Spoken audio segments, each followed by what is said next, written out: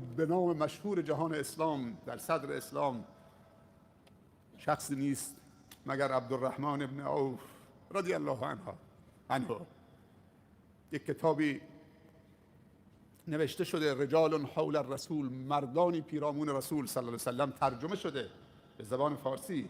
این کتابو حتما بخرید. زندگی نامه بیش از 60 تا از بارزترین شخصیت‌های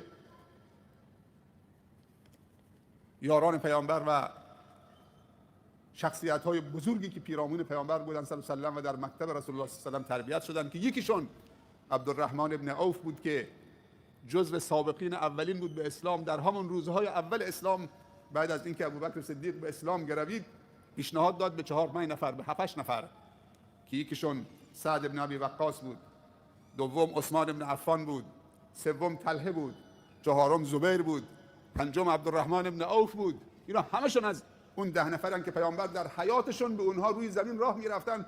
گفت شما 10 نفر یار بهشتی هستید، شما 10 نفر بشارت به بهشت به شما میدن. سبحان الله، روی زمین داره راه میره، پیامبر بهش میگه تو بهشتی هستید، تو بهشتی هستید، تو بهشتی هستید. نابردران گنج موثر نخواهد شد. مزدان گرفت جان برادر که کار کرد، همینطوری بهشتی نشدن. جبرئیل وقتی که نازل میشد بر پیامبر صلی الله علیه و سلم میگفت سلام خدیجه برسان، سلام عایشه برسان. سبحان الله، یک زن به کجا میرسه که جبرئیل امین میاد، فرمانده کل فرشتگانه، مطاع ثم امین، 2 تا بالش کل افق در سدرة المنتهی میپوشونه، فرمانده کل فرشتگانه.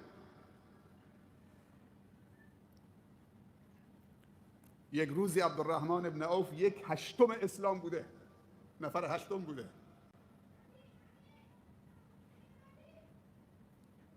وقتی که اسلامش رو اعلام میکنه مورد اذیت و آزار قرار میگیره. در هجرت اول به حبشه چه هجرت میکنه، برمیگرده به مکه. در هجرت دوم هجرت میکنه به حبشه و بعد برمیگرده و بعد به مدینه هجرت میکنه، شهر پیامبر صلی الله علیه و سلم. فقط با لباس تنش. اون موقع عبدالرحمن میلیاردر نبوده. وقتی میره به مدینه پیامبر صلی الله علیه و سلم رابطه اخوت و برادری بین انصار و مهاجر قرار میده که حتی از همدیگه ارث میبردن. به برادر انصاری به اسم سعد ابن الربیع گفت این عبدالرحمن برادر توست. مالدارترین اهل مدینه، یکی از مالدارترینشون همین سعد ابن الربیع بود که برادر انصاری چه عبدالرحمن ابن عوف بود. گفت ای برادر نگاه به خانه من بکن، هر کدوم از خانه ها میخواهی تو انتخاب بکن مال تو. تو مال من نگاه کن، هر چی به دردت میخوره تو میپسندی مال تو بوستان من، تو زندگی من. دعای خیر کرد، گفت بارک الله فی بیتک و مالک و اهلک و بوستانک دلنی علی السوق. راه بازار نشون من بده بازاری های عزیز. 6-7 تا از عشره مبشره به بهشت بازاری بودن. بازار ملعون نیست، بازار بدترین جا نیست. هر جا که آدم غافل باشه اون بدترین جاست. اگر تو بازار، تو همین بازار بندر عباس، تو همین بازار طلافروشی دبی، تو میگم تو باریس گالری، من هر وقت دبی میرفتم چند سالهای قبل که میرفتم دبی میرفتم باریس گالری. اونجا لوکس ترین تو کشورهای خلیج، هر سال رتبه اول میاره. 600 تا از جوانای خودمون که خیلی لوکسن اونجا چه؟ اونجا کار میکنن تو مجموعه باریس گالری. جوانایی هستن که باور بکن تو کشو و میزشون همونجا تو موبایلشون سخنرانی شیخ زیایی رحمت الله علیه هست. و یکی از شبها ساعت 12 به بعد تو یک واحدی از من وقت گرفتن، نزدیک به 70 نفر از کارکنان باریس گالری اون شب تا سحر با هم نشستیم که دیگه جا نبود. پس بازار ملعون نیست. گفت راه بازار نشونم بده. پیامبر صلی الله علیه و سلم این خبر رو شنید، عفت نفس عبدالرحمن شنید، دعا براش کرد. گفت عبدالرحمن از جمله اغنیاست. عبدالرحمن میگه من سنگو بلند میکردم، پام به سنگی میخورد، فکر میکردم درهم و دینار گنج زیرشه. آنچنان خدا در باز کرد. اما یک جمله پیامبر صلی الله علیه و سلم به عبدالرحمن ابن عوف گفت عبدالرحمن تو از اغنیا هستید، ولی روز قیامت تو سینه خیز و 4 دست و پا وارد بهشت میشید. به خدا قرض بده تا قدمهای تو رو باز بکنه، آزاد بکنه که بدوید همراه دوندگان به سوی درهای بهشت. عبدالرحمن این مال تو که یه روزی از اغنیا خواهید شد، سرمایه‌داران، مانع نشه که پاتو لنگان لنگان بکنه دیگران بدون به سوی بهشت، این مال تو پاتو کند بکنه، حرکت تو کند بکنه. به خدا قرض بده تا پاتو آزاد بکنه. سبحان الله.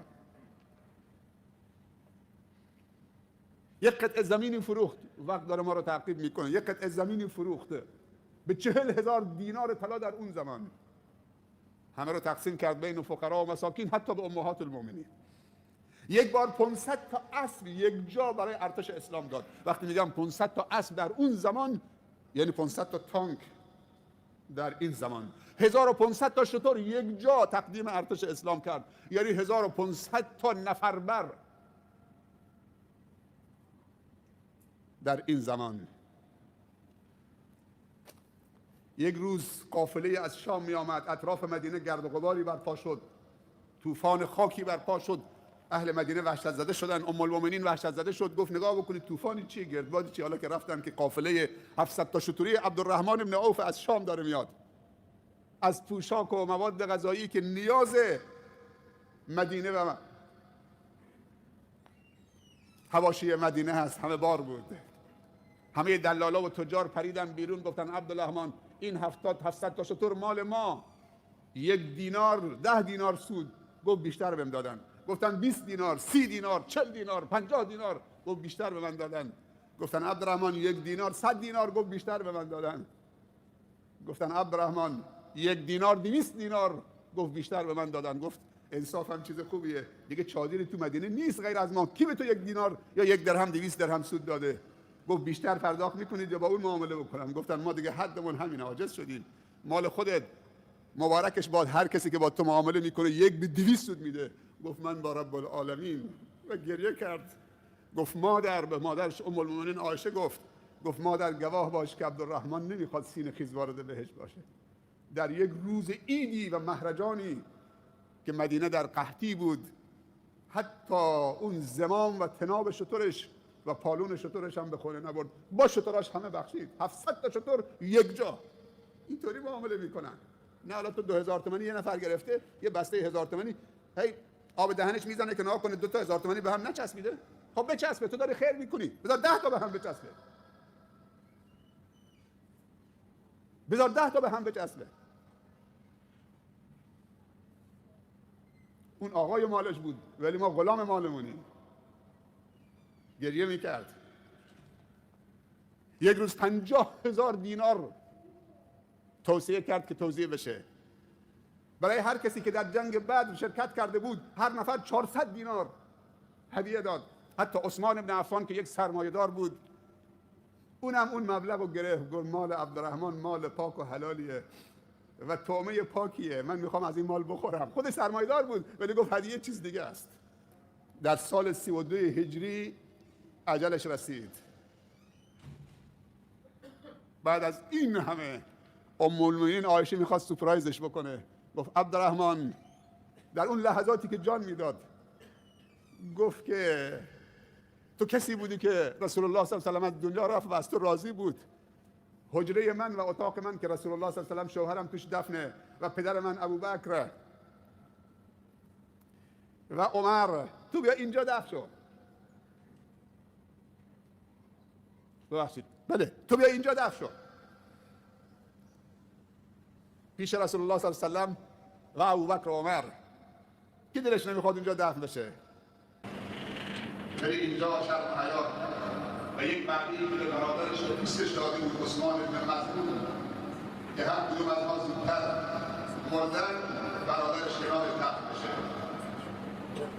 و همیشه گریه میکرد که مبادا حسنات من و ثواب‌های من در دنیا به من داده شده و روز قیامت از دوستانم عقب میمانم. پیشنهاد خلافت بهش دادن، جزو 6 نفر بود.